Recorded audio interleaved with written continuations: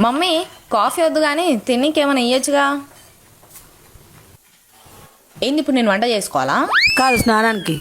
స్నానానికా? నేను కుకింగ్ అనుకున్నాను. ఇచ్చా అయినా షాంపూలు లేవా? తెలంగాణ లాక్డౌన్.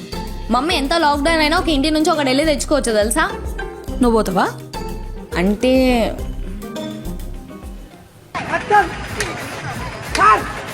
అమ్మో వామ్మో. మమ్మీ అన్నయ్య గారు ఉన్నాడుగా. అయితే అడుగుపో. నువ్వు అడగచ్చు కదా. అవసరం ఎవరిది? నాది. అడుగైతే. చాలా బ్యాడ్, వెరీ బ్యాడ్. చాలా కమర్షియల్గా మాట్లాడుతున్నారు ఈ మధ్య మీరందరూ.